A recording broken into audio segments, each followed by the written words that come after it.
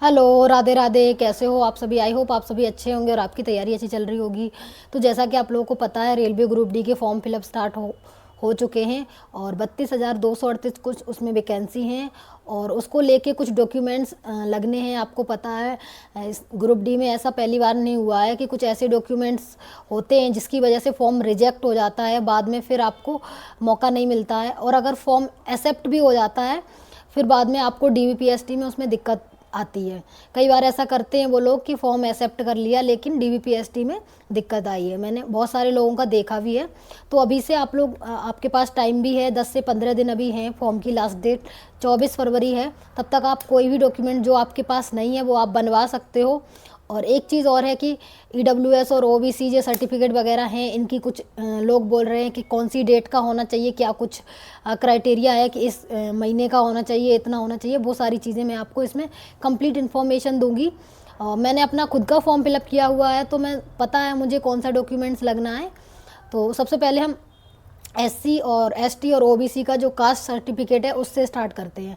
तो देखो, SC OBC और एसटी की कास्ट सर्टिफिकेट होनी चाहिए सेंटर की। आपके पास अगर स्टेट का है तो वो नहीं लगेगा, सेंटर का होना चाहिए, केंद्र वाला। मेरे पास भी यूपी का था, तो मैं यूपी से हूँ, तो यूपी पुलिस के लिए जो यूपी के लिए बनवाया गया था जाति प्रमाण पत्र, वो वाला मेरे पास था। बट जब मैं कैफ़े पे गई तो मैंने उनसे पूछा तो उन्होंने बताया ये वाला नहीं लगेगा, आपका सेंटर का बनेगा। लेकिन मैंने स्टार्टिंग में ही ये चीज़ कर ली तो मुझे पता चल गया, फिर मैंने बनवाने डाल दिया, तो वो मेरा बन चुका है अभी। तो मैंने फॉर्म डाल दिया है। अभी भी आपके पास टाइम है, 1 वीक में वो बन जाता है ज़्यादा से ज़्यादा। वैसे तो उसमें 3 ही दिन लगते हैं, लेकिन यहाँ प्रोसेस थोड़ा लॉन्ग हो जाता है कैफ़े वगैरह पे करवाने में। तो आप उसको अभी डाल दो, अभी आपके पास टाइम है तो वो बन जाएगा। और सबसे बड़ी बात यह है कि इसको डेट को लेके कुछ चल रहा है कि मेरे पास पुराना है। तो अगर आपके पास पुराना है तो अब वो ज़्यादा पुराना है तो वो मत लगाइएगा, आप न्यू वाला लगाइएगा, 1 साल के अंदर अगर बनवाया गया हो। क्योंकि बाद में ऐसा होता है डीवीपीएसटी के दौरान वो सारी चीज़ें रूल चेंज कर देते हैं कि आपका ज़्यादा पुराना था, बाद में दिक्कत आती है। तो आप रिस्क ना लो, अभी नया बनवा लो, अंडर 6 मंथ का बनवा लो, वो ज़्यादा बेस्ट है। उसमें डेट का स्पेसिफिक तो नहीं है अभी कि इतना पुराना नहीं चलेगा, बट मैं चाहती हूँ, मतलब मैंने अपना खुद का नया बनवाया है और सारे यूट्यूब पे भी मैंने वीडियो देखी, उसमें भी बताया गया कि नया होना चाहिए, नया ज़्यादा बेस्ट है। तो मैंने नया बनवा लिया है। लेकिन मेरे पास तो खैर सेंटर का नहीं था, तो मैंने तो पहली बार ही बनवाया है। तो आप लोग नया बनवा लो। और एक चीज़ ये है कि अगर हमारा 1 अप्रैल 2024 से 2025 22 फरवरी तक का है तो ज़्यादा बेस्ट है ना। तो इसके लिए आप नया बनवा सकते हो, लेकिन इसकी कोई डेट अभी नहीं दी गई है एससी एसटी और ओबीसी कास्ट सर्टिफिकेट के बारे में। तो ये चीज़ हो गई। अब हम लोग बात कर लेते हैं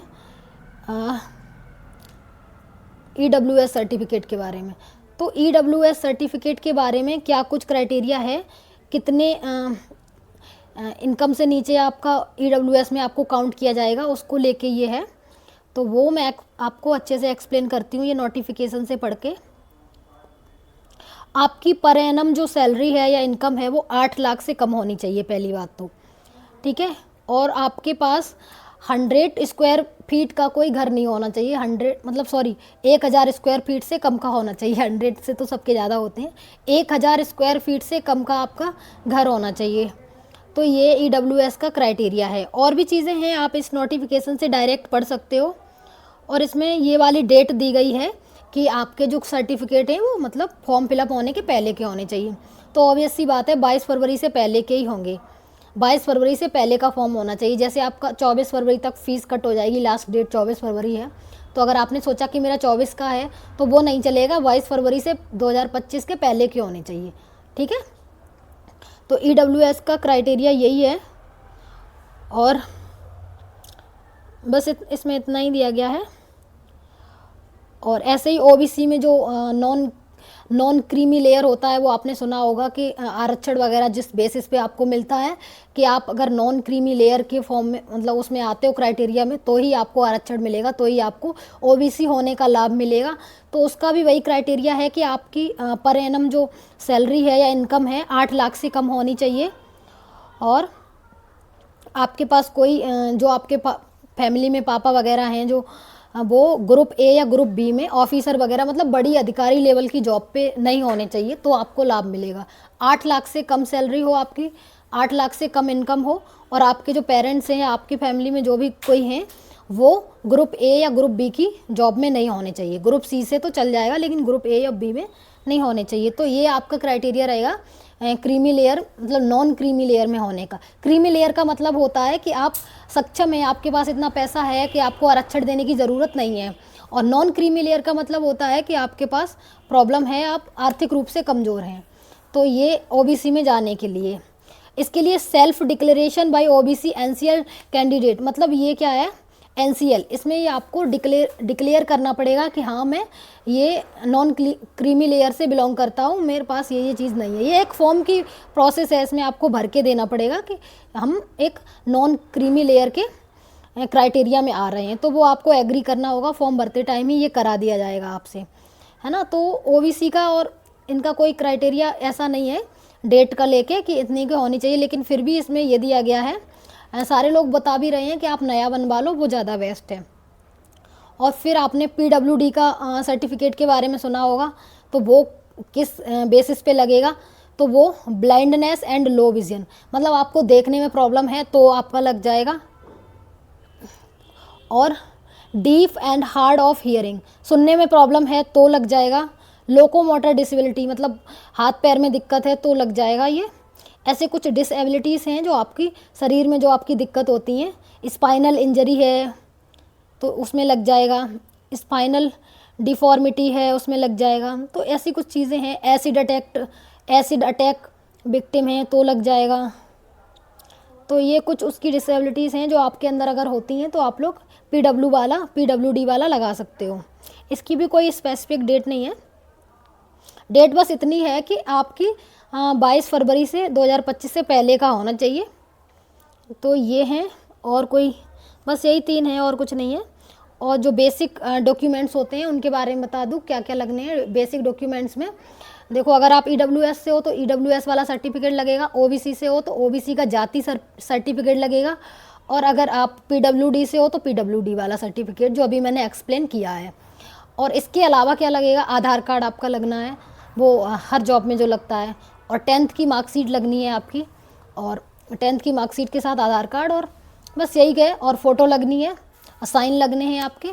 तो फ़ोटो आप अगर अभी लगा रहे हो तो वो फ़ोटो संभाल के रखना, बाद में एग्ज़ाम टाइम पे बहुत दिक्कत होता है अगर वही फ़ोटो नहीं है। तो रेलवे अपनी इन सारी चीज़ों को लेके बहुत ज़्यादा स्ट्रिक्ट रहता है, आपको पता ही होगा। फॉर्म रिजेक्ट होने वाली प्रोसेस सबसे ज़्यादा रेलवे में ही आपको देखने को मिलेगी। विदाउट कोई भी प्रॉब्लम हो जाती है, छोटी छोटी प्रॉब्लम पे फॉर्म रिजेक्ट हो जाता है। तो इसकी वजह से आपको अपनी फ़ोटो साइन बहुत अच्छे से करने हैं, वही साइन करा करो जो पहले से आप करते आ रहे हो। बार बार आप साइन चेंज मत करो। अगर आप हिंदी में कर रहे हो तो हिंदी में ही करते रहना, और इंग्लिश में कर रहे हो तो इंग्लिश में ही करना। और जो भी आपकी आधार कार्ड को लेके प्रॉब्लम है, आपका नेम मैच नहीं कर रहा है 10th या 12th से, तो वो करेक्शन अभी करा लो, क्योंकि बाद में डीवीपीएसटी में बहुत दिक्कत होती है। जैसे अभी यूपी पुलिस का डीवीपीएसटी अभी अभी हुआ है, तो उसमें किसी का आधार कार्ड मैच नहीं कर रहा था, हर चीज़ पे एफिडेविट बनवाया गया है। तो एफिडेविट बनवा के आप एक दो चीज़ का बनवा लोगे, लेकिन यहाँ पे ऐसा था कि मान लिया गया था यूपी की थी, वहाँ तो जोन वाइज लगेगी, बड़े बड़े अधिकारी रेलवे के सब होंगे, तो उसमें ज़रूरी नहीं है कि एफिडेविट वाला रूल चली जाए। तो अभी से आप लोग अपना करेक्शन करा लो अगर कोई भी प्रॉब्लम आती है। और आपने बीपीएससी का अभी बिहार का डीबीपीएसटी देखा होगा, बीपीएससी टीआरई 3 का, तो उसमें तो उन्होंने माना भी नहीं है कि अगर कोई भी प्रॉब्लम है तो वो एफिडेविट भी नहीं ले रहे हैं, बिकॉज उनको इतना स्ट्रिक्ट रूल उन्होंने बना रखे हैं, उनको नहीं लेना है, बच्चों को निकालना ही है। तो ऐसी छोटी छोटी चीज़ों की वजह से अगर आप बाहर हो जाते हो तो उसके बाद आपको बहुत दुख होता है। आपने इतनी सारी मेहनत की होती है पूरा 1 साल का, फिर एक किसी छोटी सी एरर की वजह से आपका फॉर्म रिजेक्ट हो जाए या फिर आप डीबीपीएसटी से बाहर हो जाओ, तो ये बहुत दुख की बात है। तो अभी से आप लोग जो भी आपका करेक्शन होना है 10th की मार्कशीट में और आधार कार्ड में सेम नेम मैच होने चाहिए, मम्मी पापा के और आपके भी, और सेम डेट ऑफ बर्थ होनी चाहिए। तो वो सारी चीज़ें मैच करा लो। और जाति सर्टिफिकेट, जो भी सर्टिफिकेट्स ये लग रहे हैं सारे, जाति या ईडब्ल्यूएस जो भी, ये सेंट्रल के होने चाहिए, आपके राज्य के नहीं होने चाहिए, ठीक है। और इसमें मूल निवास वगैरह नहीं लग रहा है, अभी तो नहीं लगा है कहीं भी। तो अगर लगेगा, जो भी चीज़ें होंगी, जो भी अपडेट वगैरह होगा तो मैं आपको बता दूंगी, ठीक है। और ऐसे ही मैंने आपको जॉन का सेफ वीडियो बनाया, जॉन वाइज, तो कौन सा जॉन सेफ है, उससे कैसे फॉर्म फिलअप करें, वो सारी चीज़ें मैंने आपको अपने चैनल पे बता दी हैं। अगर आपको जॉन सिलेक्ट करने में प्रॉब्लम हो रही है तो आप मेरे चैनल पे जाके जॉन वाइज, जॉन वाली जो वीडियो है तो वो वाली आप देख सकते हो, तो उससे आपको बहुत ज़्यादा हेल्प मिलेगी और आप जो भी आपको टेंशन हो रही है जॉन सिलेक्ट करने में, उससे बहुत जल्दी फ्री हो जाओगे। तो और साइंस को लेके अगर आपकी कोई भी प्रॉब्लम है कि साइंस कैसे पढ़नी है, क्या कुछ करना है, इसमें साइंस 25 नंबर की आती है, आपको इसका पैटर्न तो पता चल ही गया होगा। 25 नंबर की साइंस है, 25 नंबर का मैथ है और 20 नंबर की जीएस है और 30 नंबर की रीजनिंग है। तो आपको अगर साइंस को लेके कोई प्रॉब्लम है तो आप मेरी वीडियो देख सकते हो, मैंने बना दिया है स्ट्रेटजी वीडियो। आपको कैसे एक एक चीज़ बताई गई है कि कैसे आपको साइंस में अच्छा स्कोर करना है, कैसे आप कर सकते हो, तो वो वीडियो देखिएगा जाके। और जो भी आपको रेलवे ग्रुप डी को लेके प्रॉब्लम आ रही है, सिलेबस मैथ वगैरह जिसमें भी, तो आप कमेंट करके बताइएगा, जो सॉल्यूशन होगा मैं प्रोवाइड कराऊंगी। और अगर मेरे चैनल पे आप पहली बार आए हो तो इसी प्रकार के नोटिफिकेशंस, जो अपडेट्स वगैरह आती रहती हैं, वो यहाँ पे प्रोवाइड करा दी जाती हैं सारी वैकेंसीज़ की। तो ऐसे ही आप चैनल को सब्सक्राइब करो और बने रहिएगा मेरे चैनल पर। मिलते हैं नेक्स्ट वीडियो में, तब तक के लिए bye bye, see you, best of luck.